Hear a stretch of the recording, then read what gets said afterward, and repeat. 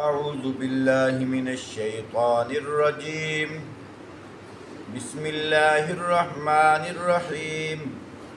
ليس البر أن تولوا وجوهكم قبل المشرق والمغرب ولكن البر من آمن بالله واليوم الآخر والملائكة والكتاب والنبيين وآتى المال على حبه ذوي القربى واليتامى والمساكين وابن السبيل والسائلين وفي الرقاب وأقام الصلاة وآتى الزكاة والموفون بعهدهم إذا عاهدوا والصابرين في البأساء والضراء وحين البأس أولئك الذين صدقوا وأولئك هم المتقون.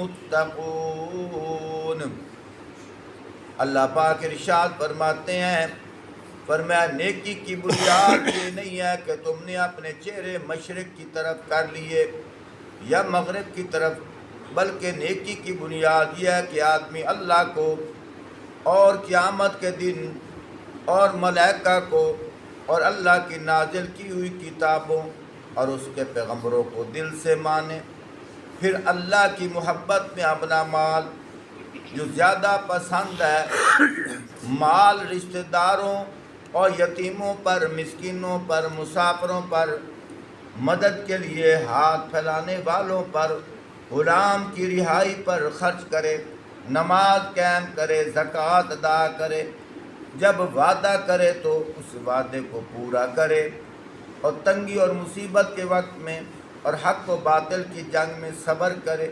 یہ ہیں نیکی کرنے میں سچے لوگ، اور یہی لوگ حقیقت میں اللہ سے ڈرنے والے ہیں. سبحان اللہ. محترم سامعین، یہ جو میں نے آیات تمہارے سامنے پڑھی ہیں، اس کا کچھ حصہ میں نے کل عرض خدمت کر دیا تھا کہ پہلے جو قبلہ تھا وہ بیت المقدس تھا. چاہے مکے کے اندر بھی مسلمان رہتے تو خانہ کعبے کی طرف منہ کر کے نماز نہیں پڑھتے تھے، بیت المقدس کی طرف منہ کر کے نماز پڑھتے تھے. ہجرت کر کے آپ صلی اللہ علیہ وآلہ وسلم جب مدینہ تشریف لے گئے تو اللہ پاک کی طرف سے حکم ہوا، اب آپ قبلہ تبدیل کر لیجئے. اب قبلہ خانہ کعبہ ہو گیا. تو چونکہ آپ صلی اللہ علیہ وآلہ وسلم کی شریعت سے پہلے جو انبیاء گزرے ہیں ان میں بھی نمازوں کا حکم تھا. قوم بنی اسرائیل کو بھی اللہ پاک نے نمازوں کا حکم دیا تھا، قرآن پاک کے اندر آتا ہے. تو بات یہ ہے، ظاہری بات ہے، نماز کے فرائض میں سے یہ بھی فرض ہے کہ قبلہ کس طرف ہونا چاہیے. تو اس وقت قبلہ بیت المقدس تھا، تو بیت المقدس ان کے دلوں میں وہ بسا ہوا تھا. جب قبلہ تبدیل ہوا تو ان کو یہ بات اچھی نہ لگی. جو ہمارے باپ دادا جدھر منہ کر کے نماز پڑھتے تھے، مسلمانوں نے ادھر سے رخ ہٹا لیا. تو مسلمانوں کو یہودی طعنہ دینے لگ گیا کہ وہ جو پہلے اب تک آپ نمازیں پڑھتے رہے ہیں بیت المقدس کی طرف منہ کر کے، اب ان نمازوں کا کیا بنے گا. اللہ پاک نے جواب دیا، فرمایا میرے محبوب ان کو فرما دیجئے، نیکی یہ نہیں ہے کہ مشرق کی طرف منہ کر کے نماز پڑھ لینا یا مغرب کی طرف. کہنے کا مقصد یہ ہے، اصل نیکی تو یہ ہے کہ اللہ پر ایمان لے آؤ. اللہ پر ایمان تب ہوتا ہے کہ اللہ کا کہنا مانا جائے. بڑی باریکی کی بات کرنے لگا ہوں. اللہ کو ہندو بھی مانتا ہے، اللہ کو ہندو بھی مانتا ہے، سکھ، کراڑ، یہودی سارے مانتے ہیں. تم کہو گے پھر وہ کافر کیوں ہیں؟ یہی تو بات سمجھنے کی ہے. اللہ کو وہ کافر بھی مانتے ہیں، فرق صرف یہ ہے کہ وہ اللہ کی نہیں مانتے. سمجھ آ گئی؟ وہ بھی کہتے ہیں اللہ ہے، ہندو بھی کہتے ہیں اللہ ہے. یہ ماننا اسلام نہیں ہے کہ اللہ ہے. اسلام یہ ہے کہ اللہ کا کہنا ماننا. ہم اللہ کو بھی مانتے ہیں اور ساتھ اللہ کی بھی. زندہ باد. اب سمجھ آئی نا بات. اسی طرح اللہ کو بھی ماننا ہے اور اللہ کی بھی ماننا ہے. ایک قدم اور آگے، آخر الزمان پیغمبر کو بھی ماننا ہے. لیکن اگلی بات آپ سے نہیں کہی جائے گی.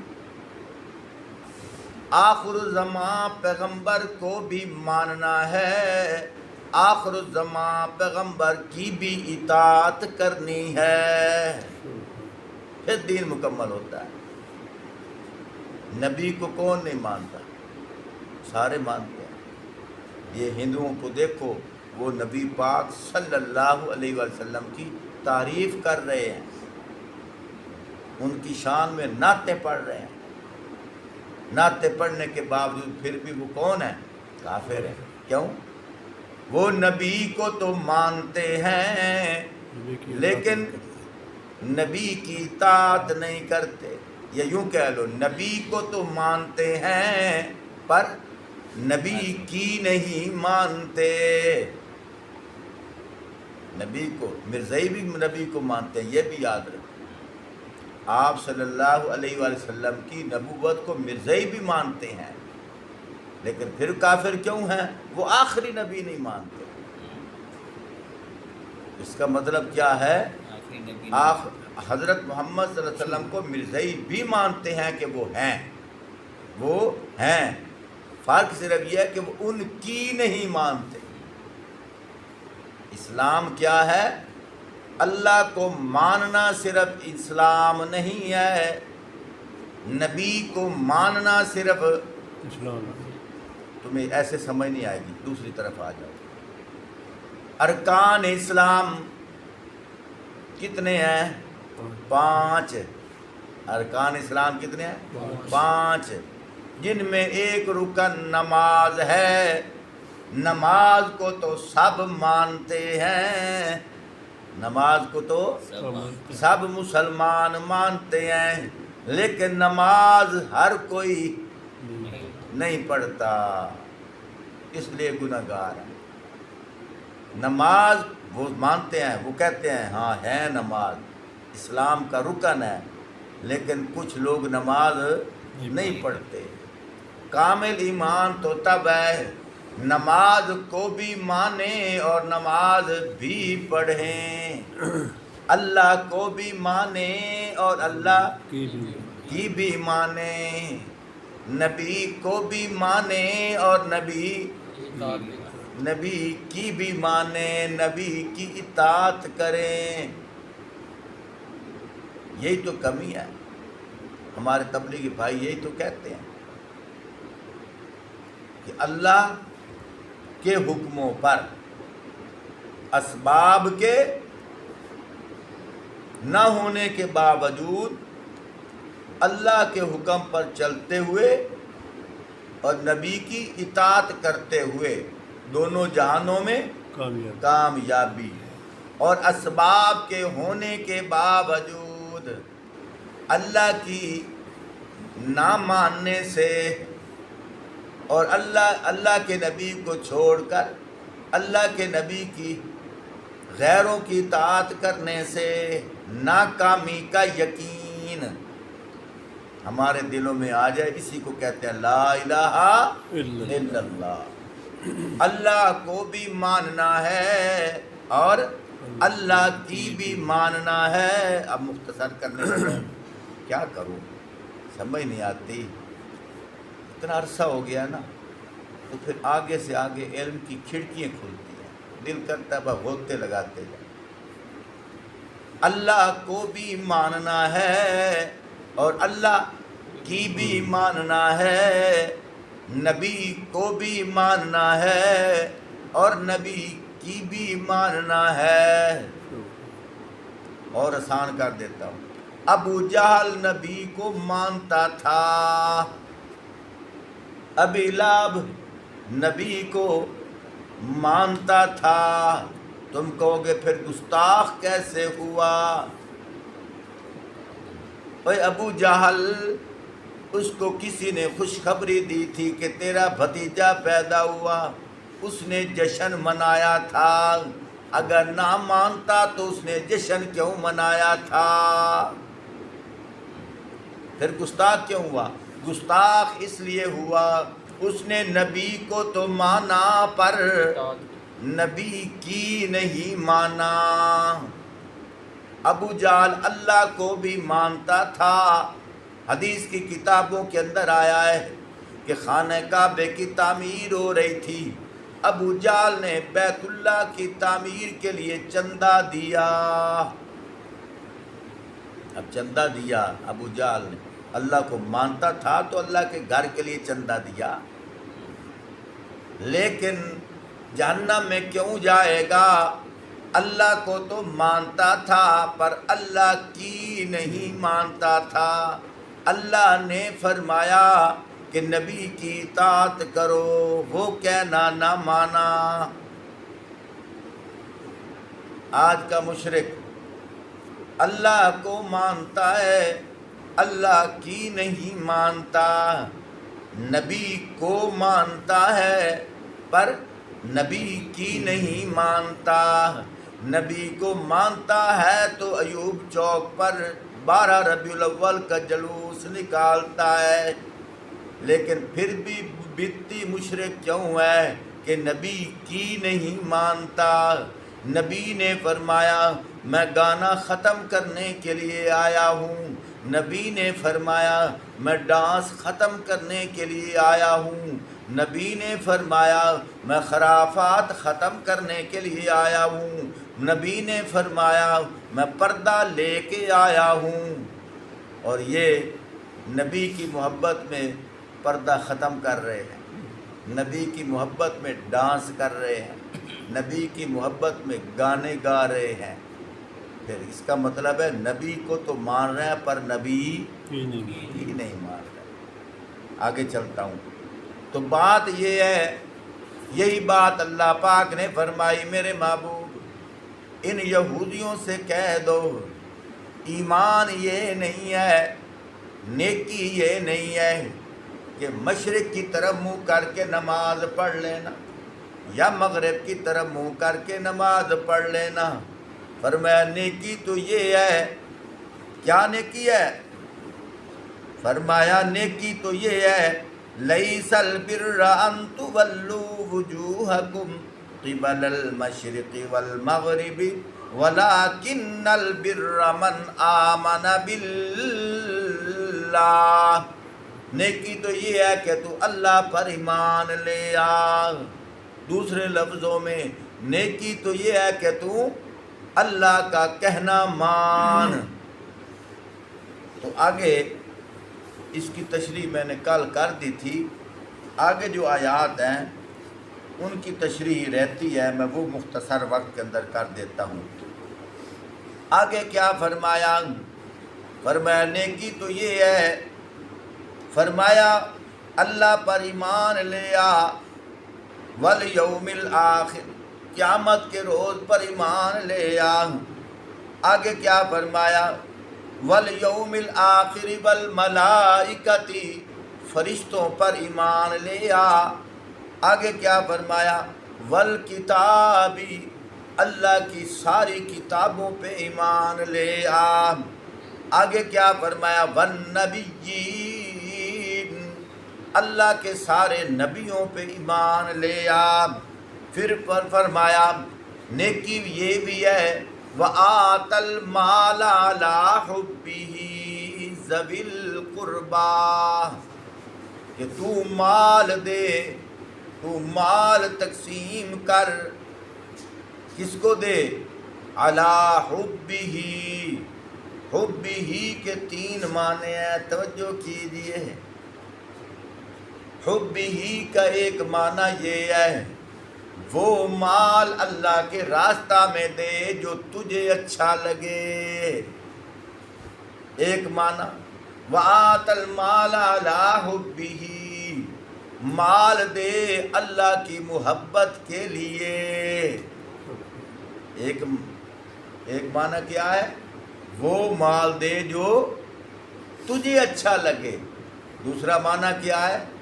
جب مال دینے لگے اللہ کی محبت کے لیے دے، اللہ کی رضا کے لیے دے. اللہ اکبر. یہاں ایک بڑی باریکی کی بات کر رہا ہوں. حضرت ابو بکر صدیق رضی اللہ تعالی عنہ غرباء میں مال تقسیم کیا کرتے تھے. ایک وہ وقت آیا حضرت امی عائشہ صدیقہ رضی اللہ تعالی عنہا پہ کچھ لوگوں نے تہمت لگائی اور مسلمان بھی ان باتوں میں آ گئے، غلط فہمی میں آ کر. حضرت ابو بکر صدیق رضی اللہ تعالیٰ نے پتہ لگایا کہ کون کون ان باتوں میں ہے. ان میں کچھ لوگ وہ بھی آئے ہوئے تھے جن کو حضرت ابو بکر صدیق رضی اللہ تعالیٰ عنہ اللہ واسطہ دیا کرتے تھے. حضرت ابو بکر صدیق رضی اللہ تعالیٰ عنہ کو ارمان لگا، کیا یار وہ بھی آئے ہوئے ہیں جن کو ہم مال دیتے ہیں، ان کو شرم نہیں آئی؟ ہاں. اللہ پاک نے فوراً وہی بھیج دی. ہاں پھر انہوں نے یوں بھی کہا، اس کا مطلب ہے کہ آج کے بعد میں ان کو نہیں دوں گا. غصے کا اظہار کیا. بتاؤ سزا کے کیا کہہ رہے ہیں کہ وہ جو ان باتوں میں آئے ہیں میں ان کو مال نہیں دوں گا. یہ تفسیروں کے اندر لکھا ہوا ہے، میں نے خود پڑھا. میں ان کو مال نہیں دوں. اللہ پاک نے وہی بھیج دی. فرمایا میرے محبوب ابو بکر صدیق رضی اللہ تعالیٰ عنہ سے کہہ دیجئے، کیا تم مال اپنی ذات کے لیے دیتے ہو یا اللہ کے لیے دیتے ہو؟ انہوں نے جو کچھ کیا ہے وہ ان کا فعل ہے. تمہیں غصہ نہیں آنا چاہیے. تم نے تو دیکھنا ہے کہ میں اللہ کی رضا کے لیے دے رہا ہوں. میں تو اللہ کی رضا کے لیے دے رہا ہوں. اس لیے فرمایا وَآتَ الْمَالَ عَلَىٰ حُبِّهِ. فرمایا تو مال دے اللہ کی رضا کے لیے. یہ نہ دیکھ فلاں میرا کہنا مانتا ہے تو زکوٰۃ کا مستحق ہے، تو غریب پر میرا کہنا مانتا ہے. ہاں جی، میرا جو پڑوسی ہے وہ ہے مستحق غریب پر میرا کہنا نہیں مانتا، اس کو تو میں نہیں دوں گا، میں اس کو دوں گا. اس کا مطلب ہے اندر انا آ گئی نا، اللہ کی رضا تو نہ آئی نا. فرمایا نہیں، اگر تو اللہ کو راضی کرنا چاہتا ہے پھر ویسے دے کہ وہ دیکھ رہا ہے. اس لیے فرمایا وَآتَ الْمَالَ عَلَىٰ حُبِّهِ. تو مال دے اللہ کی محبت کے لیے. ایک اور معنی کرنے لگا ہوں، وَآتَ الْمَالَ عَلَىٰ حُبِّهِ. وہ مال دے جو تجھے پسند ہو. آپ تھک گئے ہو، چلو میں یہیں بریک لگاتا ہوں. میں تو دل کرتا ہے بس قرآن کے اندر ہوتے لگاتا جاؤں، قیمتی قیمتی موتی نکالوں. ذوق بنتا ہے کہ نہیں بنتا ہے؟ ایمان تازہ ہوتا ہے. بس دو باتیں اور کر کے مختصر پھر کبھی سے. اللہ پاک قرآن پاک کے اندر فرماتے ہیں لن تنالوا البر، بر کہتے ہیں نیکی کو. لن تنالوا البر حتی تنفقوا مما تحبون. او ایمان والے، تو ہرگز نیکی کے اعلیٰ درجے کو نہیں پہنچ سکتا جب تک تو اپنا محبوب مال اللہ کے راستے میں نہ دے. اب میں تمہیں دکھاتا ہوں محبوب مال کیا ہوتا ہے. مثال کے طور پر شربت بنایا اپنے لیے، شربت بنایا اپنے لیے، لیکن اندر مینڈک گر گئی. مینڈک نکالی، اب غریب کو دے دو اللہ کے راستے میں. تو پہلے کیوں نہیں دیا؟ پہلے تجھے پسند تھا، اب تو نے کہا چلو گرنے کی بجائے کیا کروں، اللہ کے نام پر غریب کو دے دوں۔ کھانا پکایا اچھا، اس میں کچھ کھانا یا روٹیاں پکائی جو اچھی اچھی روٹیاں خود رکھ لی، جو گلی سڑی ہیں وہ غریبوں کو دے دی۔ فرمایا وہ دے جو تو نے اپنے لیے رکھی ہیں۔ چھوٹا سا واقعہ سناتا ہوں۔ ایک اللہ کا بزرگ تھا، مرید ان کے پاس آیا، کہنے لگا حضرت جی میرے بیٹے کی شادی ہے، آپ مجھے کوئی نصیحت کیجیے۔ حضرت جی نے فرمایا اللہ سے کم از کم اتنا پیار کر جتنا تیرے مہمان آ جائیں۔ وہ کانوں کو ہاتھ لگانے، توبہ توبہ۔ حضرت جی میں بھلا ایسے کر سکتا ہوں؟ اللہ تو جان سے بھی پیارا ہے، اپنا جذبات دکھایا۔ حضرت جی نے فرمایا جو میں کہہ رہا ہوں میری بات پہ غور کر، کم از کم اپنے اللہ کو دل میں اتنا تو بسا لے جتنا تیرے مہمان تیرے پاس آتے ہیں۔ کہنے لگا نہیں حضرت جی میں تو جان بھی قربان کرنے کے لیے تیار ہوں۔ کہا ٹھیک ہے۔ وقت گزر گیا، اپنے خلیفہ مرید کو بھیجا، کیا کہا کہ وہاں کھڑا رہنا، شادی کے دن وہاں کھڑا رہنا بھیس بدل کے، کسی کو پتہ نہ چلے۔ جب اس کے مہمان، اس کے بیٹے کے مہمان کھانا کھانے کے لیے آئیں، ان کے سامنے قورمے رکھ دیے جائیں، اس وقت ہاتھ پھیلا کر کہنا دو بھائی اللہ کے نام پہ، اور مانگنا اسی سے اللہ کی شان۔ جب عین ٹائم آیا اس نے ویسے ہی کہہ دیا، اس کو غصہ آیا، کہنے لگا ایک تو فقیروں نے بھی ہمیں کھا لیا ہے، گلی سڑی روٹی اس کو دے دی، چلے جا کیا۔ اس نے کاغذ کے اندر لپیٹی، لے کے آ گیا، رکھ دی۔ کچھ دنوں کے بعد وہ بھی آ گیا، پھر کہنے لگا حضرت جی میں جا رہا ہوں مجھے کوئی نصیحت کیجیے۔ حضرت جی نے فرمایا میں نے تجھے کہا تھا کم از کم اللہ سے اتنا تو پیار کر لے جتنا تیرے مہمان ہوں۔ کہنے لگا حضرت جی آپ کیا کہہ رہے ہو، مجھ سے یہ گستاخی نہیں ہوتی۔